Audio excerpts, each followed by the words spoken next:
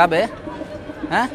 तुमको 50 बार बोले हैं कि नेतागिरी करने वाले लौंडों को पढ़ाई लिखाई से दूर रहना चाहिए। अबे घुसखोर नेता की औलाद, जाके चुनाव वुनाव लड़ो, नेता वेता बनो, खुद को आबाद करो और देश को बर्बाद करो। लेकिन नहीं, यूपीएससी देंगे, प्री देंगे, मेंस देंगे, इंटरव्यू देंगे।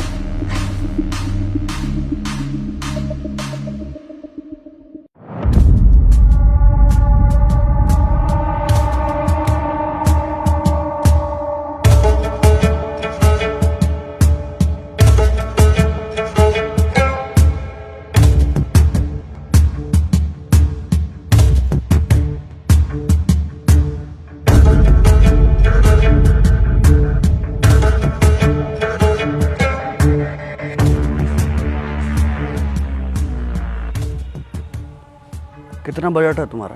3 लाख का है कालीन भैया। बहुत बड़े चूतिए बालक हो तुम। बजट है 3 लाख का और तुमको नौकरी चाहिए यूपीएससी का। तो एसएससी ही दिलवा दीजिए कालीन भैया।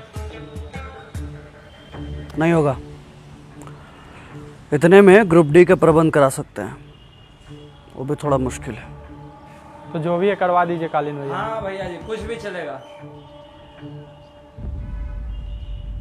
अरे गुड्डू बबलू,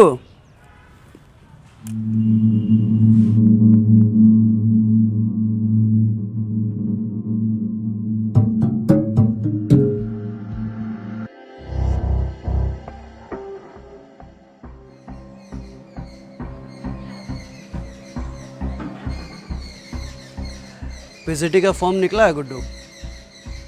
तुम्हारी एज भी खत्म हो रही है। इस बार सिलेक्शन नहीं हुआ तो सोचो, रिस्क है। 25 लाख दे के ज्वाइनिंग रेट ले लें और ज्वाइन करने जाए विद्यालय ना हुआ तो इस तो यहाँ भी है कालीन भैया।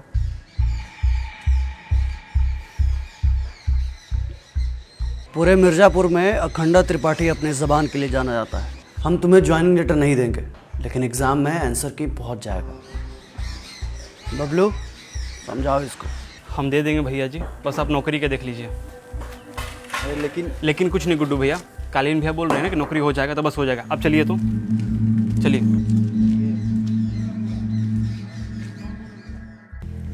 मुन्ना मुन्ना मुन्ना, ए राजा ले जाइए मुन्ना को, जाओ। बेरोजगार है लड़का आपका? बेरोजगार है ये इम्पोर्टेंट नहीं है, यूपीएससी का तैयारी करता है ये इम्पोर्टेंट है।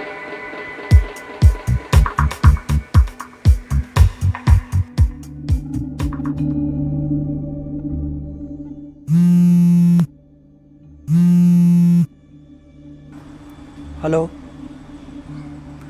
हाँ वो एग्ज़ाम सेंटर पे थोड़ा ख्याल रखने के लिए बोले थे तो बस कर दिया। नहीं, आप निश्चिंत रहिए जी।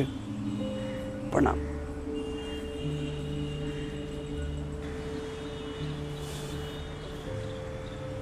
शाबाश बेटा, बहुत बढ़िया काम किया हो मुन्ना।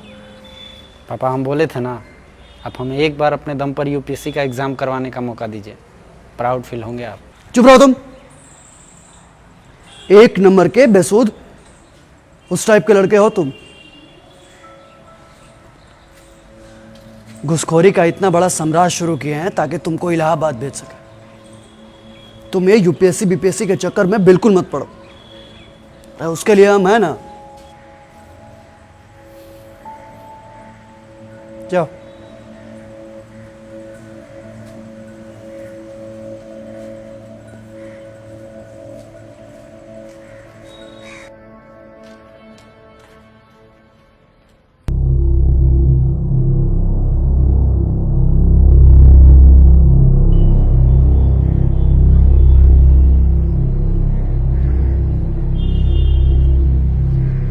मकसूद, कुर्सी दीजिए, बैठाइए ना।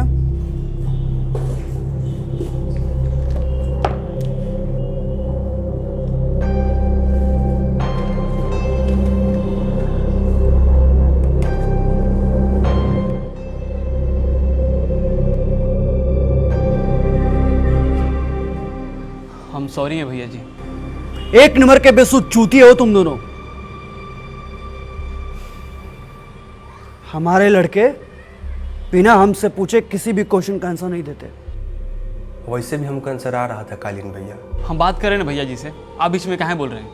भैया जी वैसे भी जिस क्वेश्चन के आंसर दिए हैं सही से दिए हैं। पूरा मिर्ज़ापुर हमारे टैलेंट के बारे में जानता है। अभी क्वेश्चन के आंसर तो दे दिए, कम से कम आपका प्लान का नुकसान तो नहीं किए हैं। मुद्दा ये नहीं कि तुम सही आंसर दिए, मुद्दा ये है कि तुमने बिना पूछे डिसीजन लिया।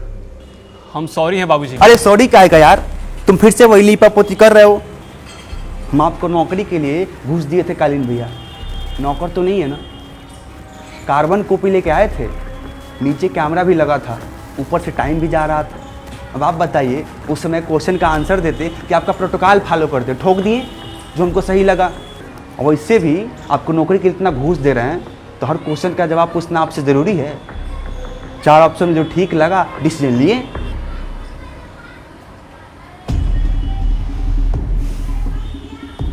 डेमोक्रेसी है, हर कोई अपना अपना डिसीजन ले सकता है, तुम भी और हम भी।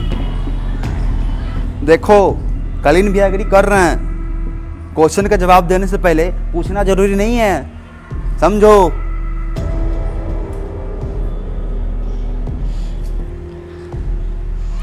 भैया जी हम जाना चाहते हैं।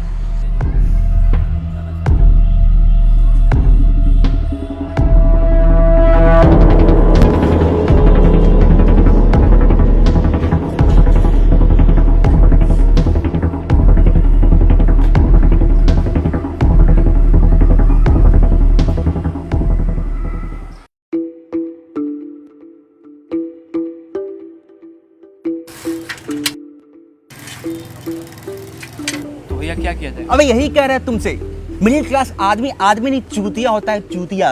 अब चाहे चला तुम्हें कितना भी टैलेंट हो, एक बार रिजल्ट आ जाने के बाद न्यायालय में घूम के कर ही क्या लोगे तुम। और वैसे भी एक सरकारी नौकरी का चक्कर में घर खेत तो बेच चुके हो ना, फिर कालीन भैया जैसे लोग फायदा उठा ही लेते हैं। एकदम सही बात कह रहे हैं भैया।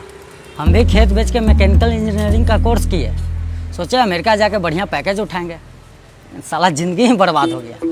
फिर सोचे कि चलो भाई पकौड़ा बेचने से अच्छा है कि अपने ही ब्रांच के कोई काम कर लेते हैं, और ये साइकिल दुकान कर लिए। अबे तुमको क्या गरिया है बे? कालीन भैया उसे भी हड़प चुके हैं पैसा। सोल्यूशन बताओ, मुंह ना फुलाओ। भैया आपको ये प्रॉब्लम से एक ही आदमी निकाल सकते हैं, और वो हैं जौनपुर वाले रतिकांत क्लासेस वाले रतिकांत शुक्ला।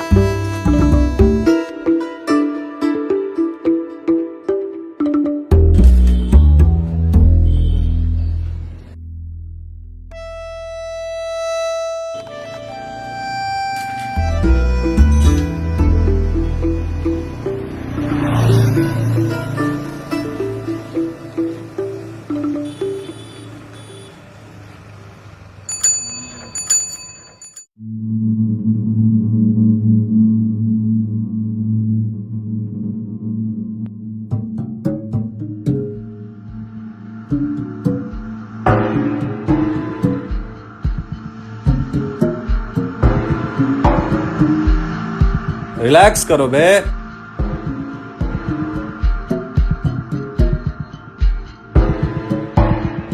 पढ़ाई में हम भी लायल थे, तुम भी लायल हो। अखंडा को घूस हम भी दिए थे, तुम भी दिए हो। हम भी रेले गए थे, तुम भी रेले जाओगे। हमारी कोचिंग ज्वाइन कर लो, मिलकर कोचिंग चलाएंगे, लड़का पढ़ाएंगे। यार एक नंबर के चूतिया हो तुम शुक्ला। हमको पीजीटी ज्वाइन करना है, तुम वो कोचिंग में लगा रहे हो। अब चाहे कितना ही बड़ा मास्टर बन जाएंगे, रहेंगे तुम्हारे नीचे ही ना। साले हमारी कोचिंग में आकर हम ही को चूतिया बोल रहे हो बे। हम तो तुमको नौकरी का ऑप्शन दे रहे थे बे, बेरोजगार। बेरोजगार क्या बोल देते भैया? भैया जी इन्हों के प्रिपोजिशन रटवाया जाए का? अभी रटवाते हैं। ये हमारी कोचिंग कार्यालय, यहाँ हम तुमको ऊपर रखे या नीचे, ये हमारी मर्जी होगी। समझे साले बेरोजगार? गोली मत चलाना गुड्डू भैया। ये रतिकांत शुक्ला मिर्जापुर पटवन में भी सही था, अभी भी सही है। मेरा कहना मानिए, ज्वाइन कर लेते इसको। अरे क्या सोच रहे हो बे, आओ ज्वाइन कर लो। दुनिया में 2 किस्म के लोग होते हैं, प्राइवेट नौकरी वाले, सरकारी नौकरी वाले, और फिर होते हैं तीसरे बेरोजगार। नोटिफिकेशन निकाले, फॉर्म भी भरवाएं, खेत बेच के घूस भी दिलवाएं और फिर भी हमको छोड़ दिए बेरोजगार। गलती की है। और वैसे जब हाथ में पेन और दिमाग में यूपीएससी हो तो देखते हैं मैं आईएएस बनने से कौन रोकता।